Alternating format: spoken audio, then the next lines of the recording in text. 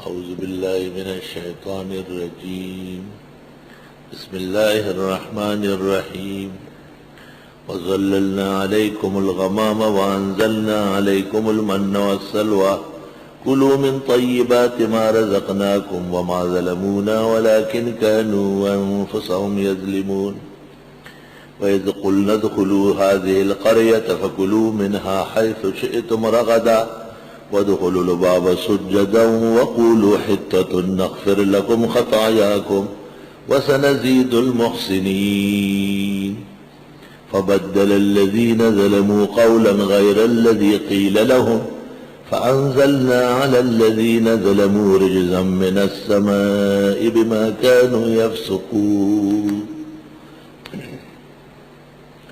چونکہ بنی اسرائیل پر مفصل نعمتوں کا بیان ہے، دوسرا خطاب یا بنی اسرائیل سے تفصیلی نعمتوں کا بیان ہے. اس ضمن میں فرمایا کہ ایک موقع جب تم تیہ سے گزر رہے تھے اور سخت تپش پڑ رہی تھی، موسیٰ علیہ السلام اور ہارون علیہ السلام کی دعا سے اللہ تعالیٰ نے ان کے لیے بادلوں کے سائبان کا انتظام کیا. کتنی بڑی کرامت اور دو پیغمبروں کا عظیم معجزہ ہے. چاہے دے رکے گی دیر ران سڑے ہوئے. جہاں جہاں یہ گزرتے تھے ان کے اوپر سائبان ہوتا تھا. وَظَلَّلْنَا عَلَيْكُمُ الْغَمَامَ، اور ہم نے چھاؤ بنایا تم پر بادلوں کا.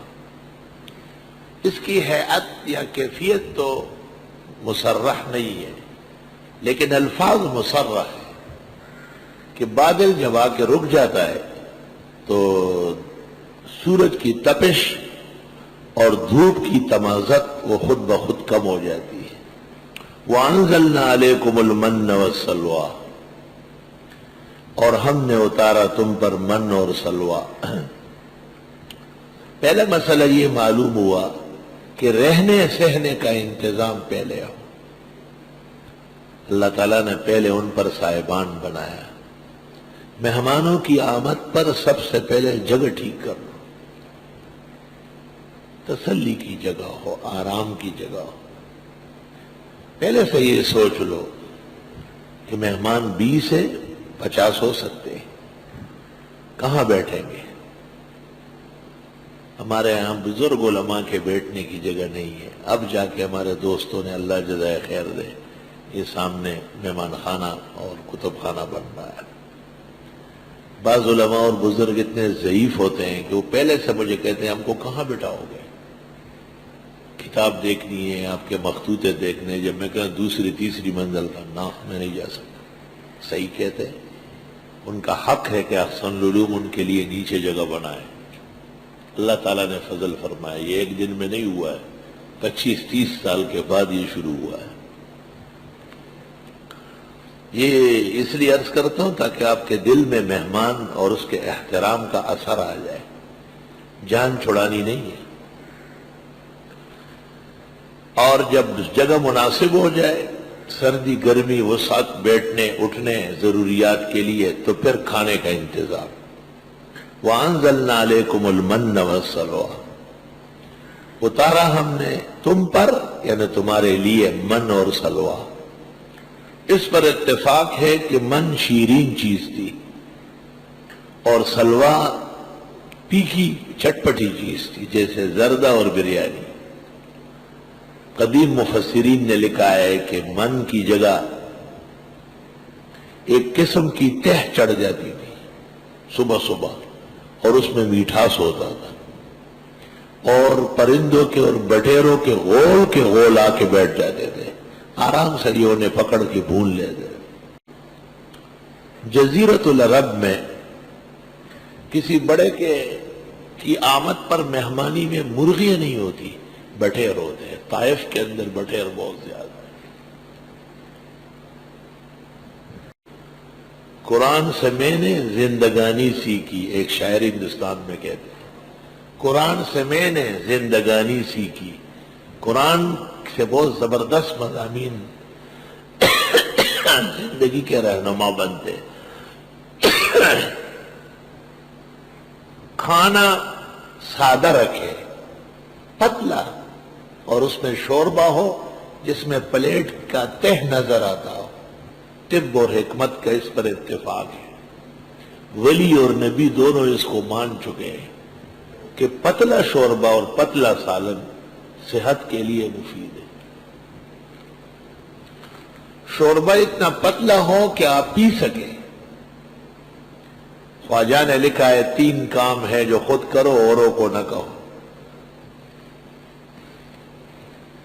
کبھی کبھی سر کے بال منڈوانا، کبھی کبھی پیروں کے تلووں پہ تیل لگانا، کھانے سے پہلے شوربہ پینا، لیکن باورچی خانے میں پینے سے پہلے ناظم صاحب سے پوچھنا سب لوگ پینے لگیں گے تو روٹی کس چیز سے کھاؤ گے؟ وَأَنزَلْنَا عَلَيْكُمُ الْمَنَّ وَالسَّلْوَىٰ، اور کھانے کے ایٹم کم رکھیں۔ بہت ساری چیزوں میں آدمی پریشان ہو جاتا ہے۔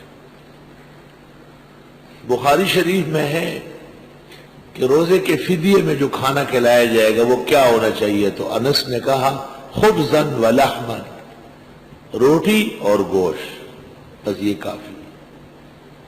اس سے آگے تفصیلات، تکلفات ہیں۔ ہاں یہ ٹھیک ہے کہ ایک چٹپٹا ہے، پلاؤ ہے، بریانی ہے، روسٹ ہے، قورمہ ہے، تو دوسرا اس کے ساتھ میٹھا ہے، زردہ ہے، حلوہ ہے، کھیر ہے، فیرنی ہے۔ خیال رکھے قرآن پر لعاب نہ گرے، صفحہ گل جائے گا۔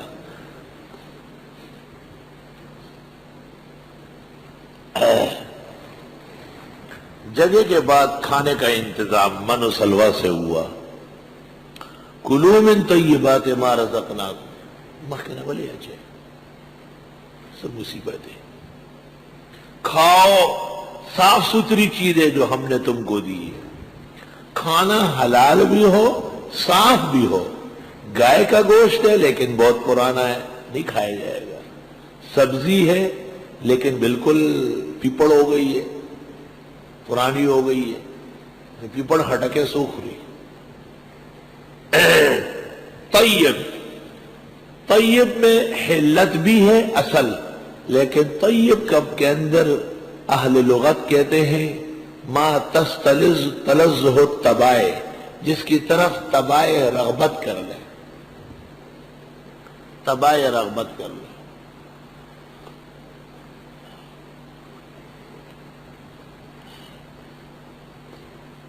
اور علماء لکھتے ہیں کہ مطعوم تو ذائقہ سے ہوتا ہے، ساگ کالے رنگ کا ہوتا ہے لیکن دسترخوان پر لوگ مانگتے ہیں،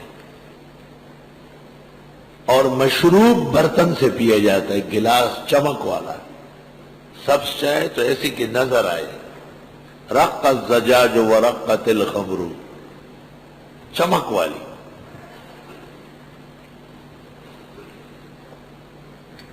تا خود سارا سے تنگو اچھا ہوا پہنا، تا والا چاکلار پوئی کی۔ کھاؤ صاف ستھری چیزیں جو ہم نے تمہیں دی ہے۔ وما ظلمونا، لیکن انہوں نے ناشکری کی، ظلم کیا، فرمایا ہمارا کچھ نہیں بگاڑا، ولکن کانوا انفسهم یظلمون، لیکن وہ اپنے ساتھ خود ظلم کر رہے تھے۔ ناشکری کی، آگے ناشکری کا بیان آ رہا ہے۔ انہوں نے پیاز، لہسن، دالیں وغیرہ مانگی۔ وَإِذْ قُلْنَا ادْخُلُوا هَٰذِهِ الْقَرْيَةَ، یاد کرنے کا ہے جب ہم نے کہا داخل ہو جاؤ اس بستی میں۔ امام قتادہ سے منقول ہے کہ یہ بستی بیت المقدس کی تھی، اور ابن عباس کے بقیہ شاگردوں نے کہا ہے کہ نہیں، بیت المقدس کے قریب میں ایک بستی ہے، اس کا نام ہے اریحا، یہ اریحا ہے۔ فَكُلُوا مِنْهَا حَيْثُ شِئْتُمْ رَغَدًا، پس کھاؤ اس میں جہاں چاہو کھل کر۔ وَادْخُلُوا الْبَابَ، اور داخل ہو جاؤ دروازے سے، سجداً، سجدے کی حالت میں، یعنی شہر پناہ میں داخل ہو کر شکرانے کے 2 رکعت پڑھ لو۔